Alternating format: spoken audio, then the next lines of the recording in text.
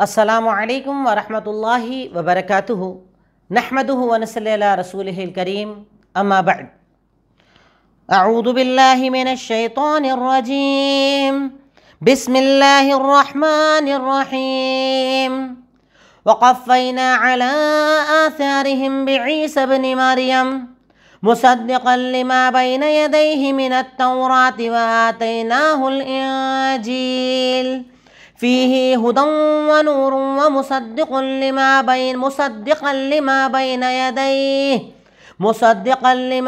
यदैहि मिनत तौराति व हुदन व मौइज़तन लिलमुत्तक़ीन वलियहकुम अहलुल इंजील बिमा अंज़लल्लाहु फ़ीही व मन लम यहकुम बिमा अंज़लल्लाह फ़उलाइका हुमुल फ़ासिक़ून वअंज़लना इलैकल किताब बिलहक़्क़ि मुसद्दिक़न लिमा बैन यदैहि मिनल किताबि व मुहैमिनन अलैहि फ़हकुम बैनहुम बिमा अंज़लल्लाह वला तत्तबि अहवाअहुम अम्मा जाअक मिनल हक़्क़ लिकुल्लिन जअलना मिनकुम शिरअतन व मिनहाजा वलौ शाअल्लाहु लजअलकुम उम्मतन वाहिदा वलाकिन लियब्लुवकुम फीमा आताकुम फस्तबिकुल खैरात इलल्लाहि मर्जिउकुम जमीअन फयुनब्बिउकुम बिमा कुंतुम फीहि तख्तलिफून वानिहकुम बैनहुम बिमा अंज़लल्लाहु वला तत्तबि अहवाअहुम वहज़रहुम अन यफ्तिनूका अन बअदि मा अंज़लल्लाहु इलैक फ़इन तवल्लव फ़अलम अन्नमा युरीदुल्लाहु अन युसीबहुम बिबअदि ज़ुनूबिहिम व इन्न कसीरम मिनन्नासि लफ़ासिक़ून अफ़हुक्मल जाहिलिय्यति यबग़ून वमन अहसनु मिनल्लाहि हुक्मन लिक़ौमिन युक़िनून। अल्हम्दुलिल्लाह, तदब्बुर कुरान की आज हमारी क्लास नंबर 120 नंबर क्लास है, जिसमें सूरह माइदा की आयत नंबर 46 से लेकर 50 मैंने आपके सामने तिलावत की। सबसे पहले आयत का तर्जुमा। आज की आयतों में अल्लाह रब्बुल आलमीन ने कुछ तज़किरा हज़रत ईसा अलैहिस्सलातु वस्सलाम का किया है।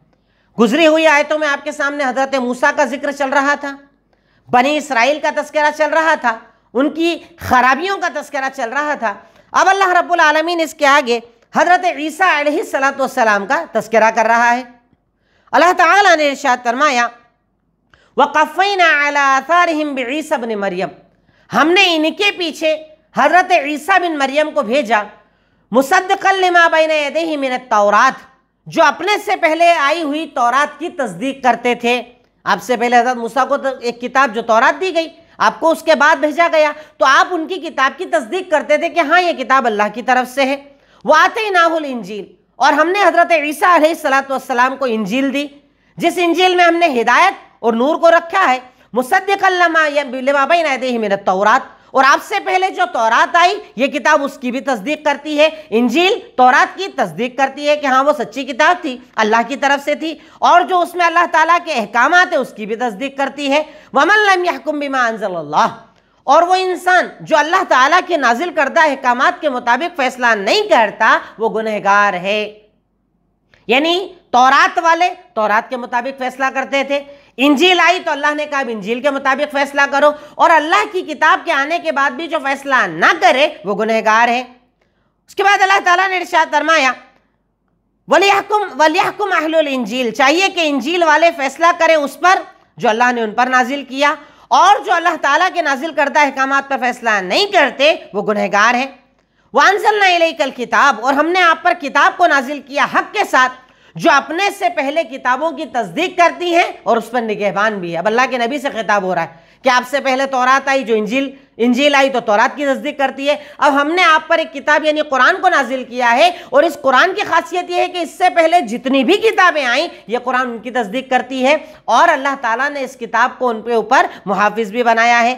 फहकुम बिमा अंज़लल्लाह, तो आप अल्लाह ताला के नाजिल करदा अहकामात के मुताबिक उन पर फैसला कीजिए, और उनकी ख्वाहिशात की पैरवी मत कीजिए। जो अल्लाह ताला ने आपको हक दिया है उसी के मुताबिक फैसला कीजिए। लिकुल्लिन जअलना मिनकुम शिरअतन व मिनहाजा, अल्लाह ताला ने सबको ही शरीयत दी थी, सबको ही तरीका दिया था, यानी अल्लाह ताला ने किसी को छोड़ा नहीं था। हर उम्मत, हर कौम के ऊपर अल्लाह ताला ने हिदायतों को और दलीलों को नाजिल किया था। वलौ शाअ अल्लाह, अगर अल्लाह चाहता तो एक उम्मत बना देता, लेकिन अल्लाह ताला चाहता था जो मैंने दिया है उस पर तुम्हें आजमाऊं, यानी अल्लाह ताला ने अलग अलग शरीयतें बनाई, अलग अलग अंबिया को भेजा, अलग अलग कौमों को बनाया। इसका मकसद है कि अल्लाह ताला तुम्हारा एग्जाम लेना चाहता है, तुम्हें चेक करना चाहता है। उसके बाद अल्लाह ताला इरशाद फरमाता है फस्तबिकुल खैरात, खैर की तरफ जल्दी करो, अच्छाई की तरफ जल्दी करो। अल्लाह की तरफ तुम्हें लौट कर जाना है, और उसके बाद वो तुम्हें बताएगा, तुम्हें खबर देगा तुम्हारे इख्तलाफ के बारे में, जो तुम झगड़े करते हो, लड़ाई करते हो, अल्लाह ताला उन तमाम चीज़ों के बारे में तुम्हें खबर देगा। वानिहकुम बैनहुम बिमा अंज़लल्लाह, और आप उनके दरमियान फैसला कीजिए अल्लाह ताला के अहकामात के मुताबिक, अल्लाह ताला के नाजिल करदा अहकामात के मुताबिक, और उनकी ख्वाहिशात की पैरवी मत कीजिए। लेकिन हाँ, इस बात से डरिए कि कहीं ये लोग आपको फितने में न डाल दें, यानी आपसे गलत फैसला ना करवा लें, आपको फितने में न डाल दें। यहूद और नसारा के बारे में अल्लाह ताला अल्लाह के नबी को डरा रहा है कि इनसे ज़रा होशियार रहना, ये बड़ी अजीब सी कौम है, कहीं आपको फितने में न डाल दें। अल्लाह ताला के अहकामात के मुताबिक फ़इन तवल्लो, और आप फैसला कर दें उसके बाद भी अगर ये ना माने तो आप जान लो अल्लाह ताला चाहता है इनके गुनाहों का, इनके सजाओं का, इनके बुराइयों का इन्हें अजाब देना चाहता है। वइन्ना कसीरम मिनन नास लफासिकून, और लोग तो ज़्यादातर गुनहगार ही हैं। यानी आप कह रहे हैं ऐसा फैसला है, आप कह रहे हैं कुरान ये है, आप कह रहे हैं अल्लाह ताला के अहकामात ये हैं, उसके बाद भी अगर ये ना माने आप छोड़ दीजिए, आप इन एराज करने वालों को छोड़ दीजिए। असल में अल्लाह ताला इनको इनके अमल का अजाब देना चाहता है, और ये बहुत गुनहगार है। अब हुक्मुल जाहिलियत यबगून, क्या ये लोग जाहिलियत का हुक्म फैसला करवाना चाहते हैं? यानी कुरान आ गया है उसके बाद भी जाहिलियत का फैसला करवाना चाहते हैं, और अल्लाह ताला से अच्छा फैसला करने वाला कौन है?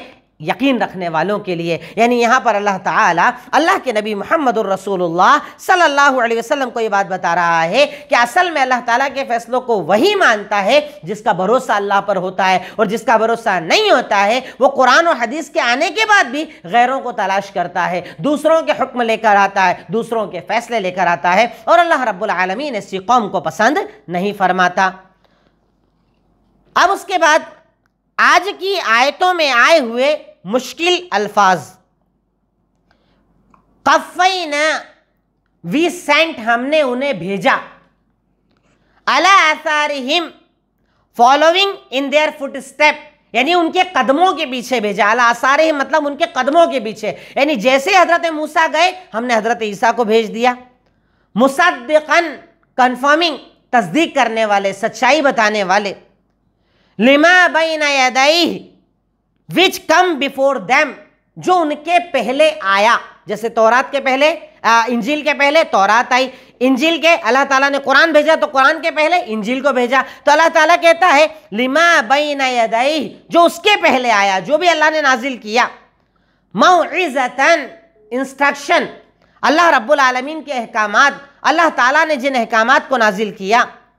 मुहैमिन, गार्जियन, फैसला करने वाला, हाकिम बनाकर अल्लाह ताला ने भेजा। अहवाअहुम, उनकी ख्वाहिशात, जो वो लोग डिज़ायर करते हैं, जो ख्वाहिशात रखते हैं, उनकी आप पैरवी मत कीजिए। शिरअतन, इसका मतलब होता है लॉ, कानून, जैसे हम कहते हैं ना शरीयत मतलब कानून। मिनहाजा, मेथड, तरीका, जिस तरीके पर हमें चलना है। उम्मतन वाहिदा, वन नेशन, एक जमात, एक ग्रुप अल्लाह ताला बना देता। फस्तबिकू, टू रेस, जल्दी करो, अल्लाह ताला यहां पर कह रहा है तो जल्दी करो। तख्तलिफून, जिसमें तुम डिफर हो गए, आपस में मुख्तलिफ हो गए, झगड़े करने वाले हो गए। यबगून, द डिजायर, जो तमन्ना करते हैं, आरजू करते हैं, यानी गलत की तरफ जाने की चाहते रखते हैं। ये हुए कुछ मुश्किल अल्फाज। अब तदब्बुर, आज की आयतों पर हमने क्या गौर किया, आज की आयतों से हमने क्या समझा। जैसे अक्सर हमारा असल जो बुनियादी मकसद इस क्लास का होता है, और कोशिश करता हूं कि 30 मिनट से ज़्यादा कभी भी क्लास ना हो, उसका मकसद सिर्फ होता है आयतों पर तदब्बुर करना, आयतों पर गौर करना कि अल्लाह रब्बुल आलमीन ने आज की आयतों में हमें क्या बताया, अल्लाह रब्बुल आलमीन आज की आयतों में हमसे क्या कहना चाहता है। तो अल्लाह रब्बुल आलमीन आज की आयतों में हमसे क्या कह रहा है, यानी तदब्बुर हमने क्या किया। नंबर 1, हर दौर में अल्लाह ताला ने अंबिया और किताबों को नाजिल किया ताकि लोगों को हिदायत का रास्ता बताया जाए। हर दौर में, हर ज़माने में अल्लाह ताला ने किताबें भी नाजिल की और नबियों को भी भेजा। मकसद हिदायत, लोग गुमराही में ना जाएं, लोग गलत की तरफ ना जाएं। अल्लाह ताला ने सिलसिला शुरू किया हज़रत आदम, उनके बाद नूह, चलते चलते चलते अंबिया, हज़रत मूसा, ईसा, चलता गया सिलसिला। हज़रत इब्राहीम है, इस्माईल, अंबिया इकराम को भेजा। और कभी कभी तो ऐसा भी वक्त रहा कि एक ही वक्त में दुनिया में कई कई नबी रहे, अलग अलग कौम के अलग अलग नबी हुआ करते थे। तो अल्लाह ताला ने हर दौर में नबियों को भेजा, हर दौर में रसूलों को भेजा। मकसद था हिदायत, कि कौम को हिदायत मिल सके, कौम को सही रास्ता मिल सके, इसलिए अल्लाह ताला ने किताबों को और अंबिया को नाजिल किया। नंबर 2, अल्लाह गफूर और रहीम है। अंबिया और किताबों को नाजिल करना इस बात की दलील है, अल्लाह ताला गफूर और रहीम है। इसकी दलील क्या है, अल्लाह ने किताबों को और अंबिया को नाजिल किया। क्यों नाजिल किया? ताकि हम जहन्नम के रास्ते से बचें, हम जन्नत के रास्ते पर चलें, हम अच्छाइयों को जान सकें, हम बुराइयों से अपने आप को बचा सकें। नबी यही तो करते थे ना, आने के बाद बताते थे अल्लाह एक है, उसकी इबादत करो, उसके साथ शिर्क मत करो, गैरुल्लाह की परस्तिश मत करो, चोरी मत करो, डकैती मत करो, जिनाकारी बदकारी मत करो। यानी सारे अहकामात इसलिए ताकि अल्लाह ताला हमें अजाब से बचाए। अल्लाह ताला गफूर है, अल्लाह ताला रहीम है। इस बात की दलील है कि अल्लाह ने हर दौर में किताबों को और नबियों को भेजा ताकि लोग हक के रास्ते को अपना सकें, अच्छाई को अपना सकें और अपने आप को गुनाहों से बचा सकें। नेक्स्ट नंबर 3, आसमानी किताब उसी को समझ में आती है जो तकवा इख्तियार करता है। हर एक को समझ में नहीं आती। जैसे हमारे यहाँ भी बहुत सारे लोग हैं उनको कुरान समझ में नहीं आता है, उन्हें कुरान की बातें समझ में नहीं आती है, उन्हें कुरान पर अमल करना अच्छा नहीं लगता। उसकी वजह क्या है कि कुरान हो या आसमानी किताब हो, समझ में उसी को आएगी जिसके दिल में तकवा होगा, जिसके दिल में तकवा होगा। तकवा इंसान को किताबों से और नबियों से करीब करता है, उनकी तालीमात के करीब करता है, उनकी तालीमात को सुनना उससे पसंद आता है, उनकी तालीमात पर अमल करना उससे पसंद आता है। जो असलन आसमानी किताबों पर यकीन रखने वाला वो जिसके दिल में तकवा मौजूद हो। नेक्स्ट पॉइंट हमारा, तकवा क्या है। तकवे की अगर आप तारीफ देखें, लोगों ने तकवे की भी अलग अलग तारीफ़ात को लिखा है, अलग अलग एतबार से तकवे को बयान किया है, पर बुनियादी तौर पर तकवा कहा जाता है अल खौफ मिनल जलील।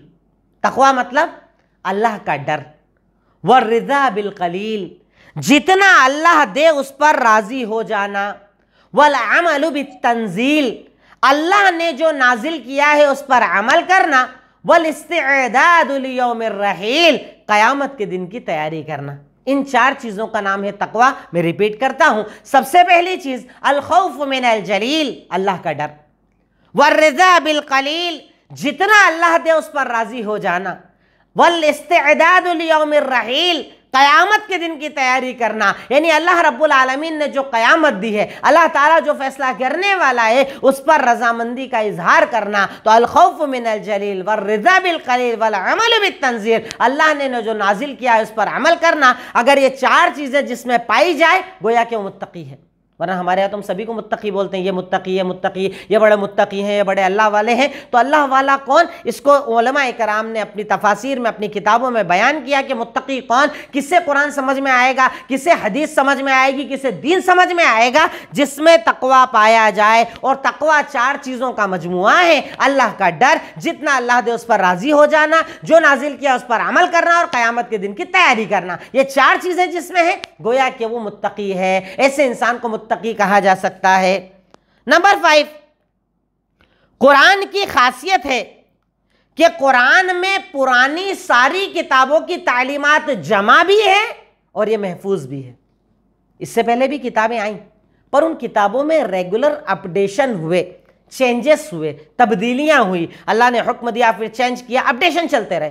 पर कुरान की खासियत यह है कि सारी अपडेटेड जो बुक्स थी उनको कुरान में जमा किया अल्लाह ने, और साथ ही साथ इस किताब की हिफाजत भी की है। इससे पहले किताबों की अल्लाह ने हिफाजत की जिम्मेदारी नहीं ली थी, इसीलिए तौरात को बदल दिया गया, इंजील को बदल दिया गया, ज़बूर को बदल दिया गया, तालीमात चेंज कर ली गई, अपने एतबार से अहकामात उसमें दाखिल कर दिए गए। पर अल्लाह ताला ने कुरान को ये खासियत दी है कि अल्लाह ताला ने कुरान में सारी किताबों को एक साथ जमा कर दिया है, सारी तालीमात को एक साथ जमा कर दिया है, उनकी तस्दीक़ात को जमा कर दिया है, नई नई तालीमात को बयान किया है, और साथ ही साथ इस किताब की हिफाजत भी की है, इस किताब की हिफाजत का जिम्मा भी लिया है, इस किताब को महफूज भी बना दिया है, और इससे पहले जितनी किताबें आई उन पर हकम भी बना दिया है कि अगर तुम्हें चेक करना है कि तौरात में लिखी बात सही है कि नहीं, कुरान में चेक करो, इंजील में सही है कि नहीं, कुरान में चेक करो, ज़बूर में सही है कि नहीं, कुरान में चेक करो। यानी कुरान अपने से पहले जितनी भी किताबें आई, अल्लाह रब्बुल आलमीन ने इस कुरान को उन तमाम पर फैसल बनाया है, उन तमाम का फैसल करने वाली या फैसला करने वाली किताब अल्लाह रब्बुल आलमीन ने कुरान को बनाया है। नेक्स्ट, अगर लोगों की पसंद का ख्याल रखोगे, यानी पसंद और नापसंद का ख्याल करोगे, तो भटक जाओगे। ये बड़ी अहम बात अल्लाह ने बताई। देखिए ना, अल्लाह ताला ऊपर की आयतों में 2 मरतबा कह रहा है कि अगर आप इनकी ख्वाहिशात की पैरवी करोगे ना, जैसा ये बोल रहे हैं वैसा करोगे ना, तो खत्म हो जाएगा काम, आप कुछ कर नहीं पाएंगे, कुछ बेहतर नहीं कर पाएंगे। अगर इनकी पैरवी करेंगे, इनके मुताबिक चलेंगे, तो इससे पता चलता है कि दुनिया में अगर मौजूद हो तो लोगों की पसंद नापसंद नहीं देखना, आपको अल्लाह की पसंद देखना पड़ेगी। अल्लाह क्या पसंद करता है, मेरा रब क्या पसंद करता है, क्योंकि लोगों की पसंद तो वक्त पे बदलती है। अगर आपके पास कुछ नहीं है तो आपका अच्छा अमल भी लोगों को बुरा लगेगा, आपके पास सब कुछ है तो आपका बुरा अमल भी अच्छा लगेगा। लोगों की पसंद की कोई गारंटी नहीं है, लोगों का मेयार बदलता है, लोगों की पसंद नापसंद के जो पैमाने हैं, जो तराजू उन्होंने लगाए हैं, वो लोगों को देखकर बदलते हैं। वही अमल गरीब करे नापसंद, वही अमल अमीर करे पसंद। तो इसलिए इस्लाम में किसी की पसंद नापसंद का ख्याल नहीं रखा जाता, इस्लाम में अल्लाह की पसंद का ख्याल रखा जाता है। मेरा रब क्या पसंद करता है, मेरे नबी ने क्या पसंद किया, कुरान क्या पसंद करता है, हदीस क्या पसंद करता है। इसीलिए अल्लाह के नबी को कह रहा है कि वला तत्तबी अहवाहुम, आप उनकी ख्वाहिशात की पैरवी मत करो। आप ऐसा मत सोचो कि वो क्या मानेंगे क्या नहीं मानेंगे, आपको वो करना है जो अल्लाह कह रहा है, आपको उनका टेंशन, उनकी फिक्र, उनका गम नहीं करना है। ये भी एक बड़ी अहम बात आज की आयतों से हमें पता चलती है। नेक्स्ट, नंबर 7, दीन एक आजमाइश है। कई लोग हमारे यहाँ पर एक अजीब सा जुमला कहते हैं, कई लोगों को ये एतराज़ है कि आज के दौर में जो दौर चल रहा है, इस्लाम पर अमल करना बड़ा मुश्किल हो गया है, इस्लाम पर हम अमल नहीं कर सकते, कैसे अमल करें, हालात बिगड़ गए हैं, कारोबार के तरीक़े बिगड़ गए हैं, तरतीब बिगड़ गई। कई लोगों के एतराज़ात हो ना कि लोन लेना पड़ता है, इंश्योरेंस कराना पड़ता है, ऐसा वैसा सब करना पड़ता है। अल्लाह ताला उस बात का तमाम, यानी आपके जितने सवाल है ना, उसको एक आयत में अल्लाह ताला जवाब दे रहा है, एक लफ्ज़ में जवाब दे रहा है कि दीन हमने इसलिए दिया लियबलुवकुम, ताकि तुम्हें आजमाए। यानी दीन आजमाइश, दीन पर अमल करना आजमाइश है, कुरान पर अमल करना आजमाइश, हदीस पर अमल करना आजमाइश है। और आजमाइश इतनी आसान नहीं होती है। अल्लाह ताला कुरान में दूसरे मकामात पर इरशाद फरमाता है ना कि क्या तुम ये समझते हो तदखुलुल जन्नह वलम्मा यातिकुम मथलुल लदीना खलौ मिन क़ब्लिकुम, तुम्हें लगता है जन्नत में आसानी से चले जाओगे, जबकि तुमको अभी तक वो तकलीफें नहीं आई जो तुमसे पहले लोगों को आई। जिंदा आग में जलाया गया, खड़े आरों से चीर दिया गया, उनके बदल की चमड़ियों को खींच दिया गया, पर कहा अल्लाह एक है, अल्लाह एक है।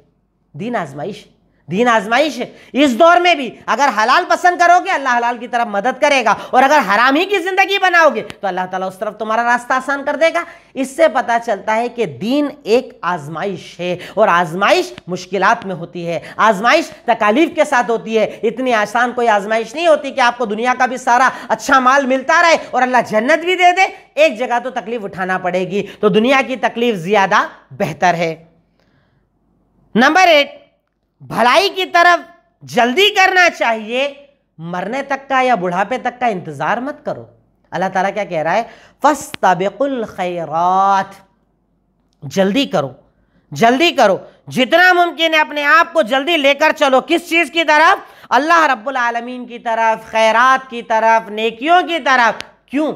आप नहीं जानते ना मौत कब आ जाए, आप नहीं जानते ना अमल की ताकत कब छीन जाए, आप नहीं जानते ना अल्लाह ताला आपसे ये सारी चीज़ें कब छीन ले, ये फैसिलिटीज़ कब छीन ले। अभी नमाज की ताकत है, अभी कुरान की ताकत है, अभी सदक़े की ताकत है, अभी खैरात की ताकत है, अभी हज और उम्रे की ताकत है। तो नेकियों में जल्दी करो, बुढ़ापे तक का इंतजार मत करो। हमारे यहाँ बहुत सारे पैसा होने के बाद हज उम्रे नहीं करते, अरे भी शादी करना है, ये करना है, वो करना है, उसके बाद जाएंगे। जब ताकत है तभी कर लो। नमाज का वक्त हो गया, इंतजार कर रहे हैं, दुकान पर कारोबार है, भीड़ है, बाद में पढ़ लेंगे, अरे जब वक्त हो जाए तब कर लो। नेकियों में जल्दी करना चाहिए। नेक्स्ट, अल्लाह रब्बुल नंबर 9, कयामत में हर बुराई का हिसाब देना होगा, इसकी तैयारी करो। ये भी बड़ी अजीब चीज़ है। हम लोग जिस दुनिया में जी रहे हैं ना, हमारे अमल से ऐसा लगता ही नहीं कि कभी हमें अल्लाह के पास जाना। आप देखिए ना, इल्ज़ामात लगा रहे हैं, ग़ीबतें कर रहे हैं, चुगलखोरियाँ कर रहे हैं, जिसका चाहा इज्जत को गिरा दिया, जिसकी चाहा इज्जत को बढ़ा दिया। बेनमाजी हैं, सिगरेट नोश हैं, तंबाकू खाने वाले हैं, शराब पीने वाले हैं, सूदखोरी करने वाले हैं, हर हराम किए चले जा रहे हैं। उन्हें लगता है अल्लाह हिसाब नहीं लेगा। अल्लाह ताला कुरान की आयतों में कह रहा है अल्लाह ताला क़यामत के दिन हिसाब लेगा, अल्लाह ताला फैसला करेगा, अल्लाह ताला नेकी और बदी को चेक करेगा, अल्लाह ताला तेरे हर अमल का तुझसे हिसाब लेगा। जब तक कि तू अल्लाह रब्बुल आलमीन को अपने अमल के बारे में ना बता दे, तेरे कदम अल्लाह के सामने से हट नहीं पाएंगे। तो इस बात से बंदा मोमिन को हमेशा डरना चाहिए कि अल्लाह रब्बुल आलमीन हर बुराई हर भलाई का हिसाब लेगा, अल्लाह ताला फैसला करेगा। और जब तक कि अल्लाह रब्बुल आलमीन फैसला न कर ले, हमारे कदम अल्लाह ताला के सामने से हट नहीं पाएंगे। नंबर 10, यहूदो नसारा की पैरवी से बचो, क्योंकि अल्लाह के नबी को भी इनसे डराया गया है। अल्लाह के नबी को अल्लाह ताला ने क्या कहा? इनकी पैरवी मत करो, इनकी पैरवी मत करो, इनकी पैरवी मत करो, क्योंकि उस वक्त के सुपर पावर यही लोग थे। यहूदियों की ताकत थी, नसारा की ताकत थी, बड़ा एक मामला था इन लोगों का। तो अल्लाह रब्बुल आलमीन ने कहा अब इनकी पैरवी मत करो, अब इनके बारे में मत सोचो, अब इनका खौफ मत इख्तियार करो। अब सोचिए, अल्लाह के नबी तो कभी उनकी पैरवी करते ही नहीं। यह असल में हमें बताया जा रहा है कि यहूद और नसारा की तरह रहोगे तो बर्बाद हो जाओगे। आज हमारे यहाँ यही तो हालत है। आप मोबाइल खोलकर देखिए, बर्थडे सेलिब्रेशन, एनिवर्सरी सेलिब्रेशन, वो सारे त्यौहार जो गैरों ने लाकर दिए, उन्होंने अपने नबियों के जन्मदिन मनाए, उन्होंने जितनी बुराइयां अपने दरमियान करी, हर महीने के तरह तरह के डेज बना दिए गए हैं, बाकायदा उनको सेलिब्रेट किया जाता है, कहीं मोहब्बत के इजहार के नाम पर, कहीं किसी नाम पर, कहीं किसी नाम पर। ये सब रविश किसकी है? यहूदियों की।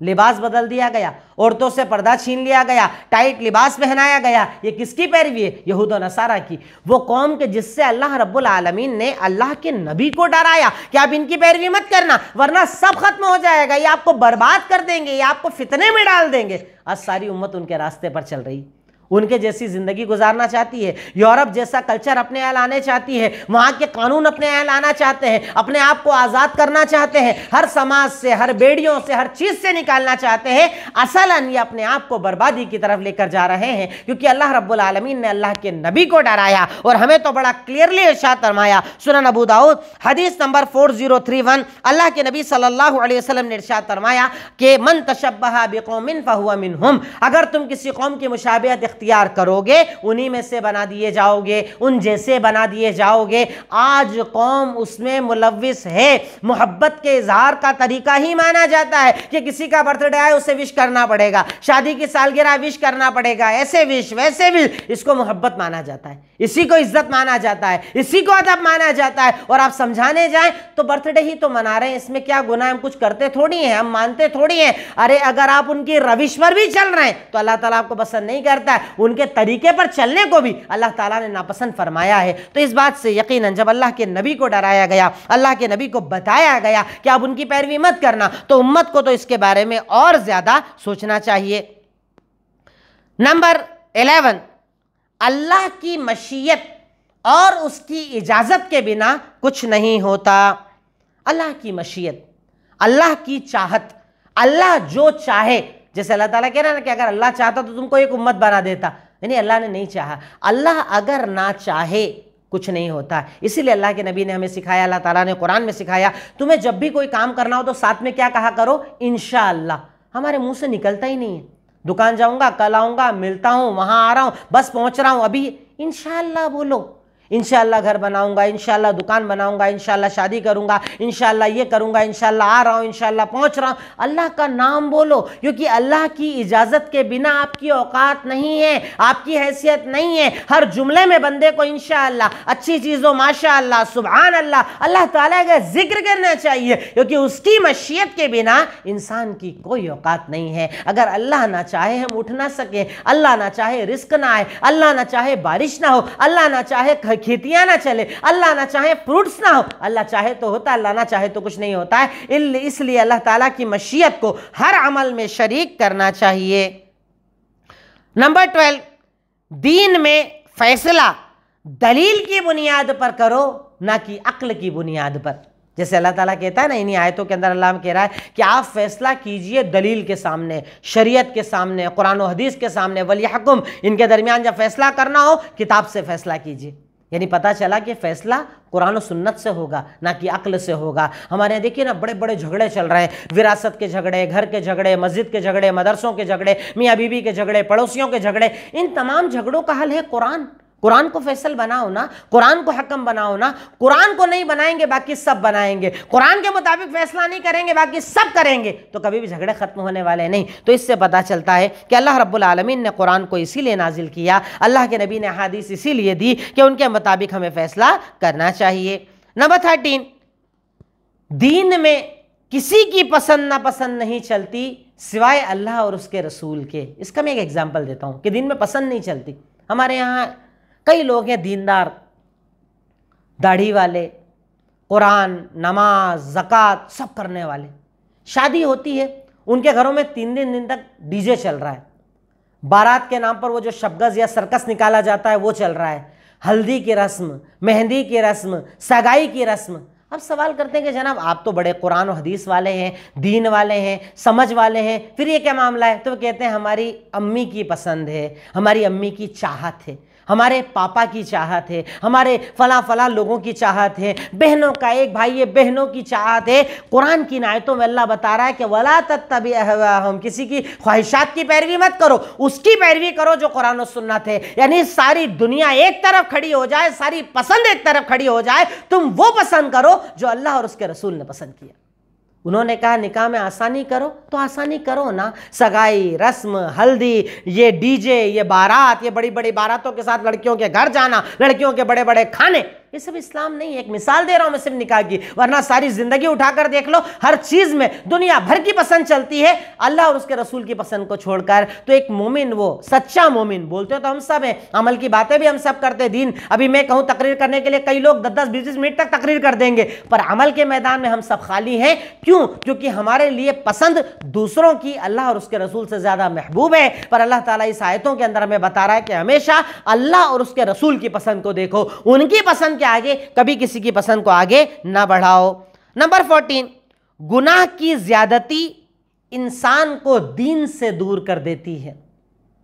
जब गुनाह ज्यादा होते हैं ना तो अल्लाह ताला दीन से दूर कर देता है इंसान को, हलाल से दूर कर देता है इंसान को, हराम के करीब कर देता है इंसान को। इसीलिए हज़रत उमर इब्न खत्ताब बार बार कहा करते थे, आओ अपने ईमान को बढ़ाते हैं हम। कई चीज़ें शरीयत ने बताई, नमाज से ईमान बढ़ता है, कुरान से ईमान बढ़ता है, तिलावत से ईमान बढ़ता है, दुआओं से ईमान बढ़ता है।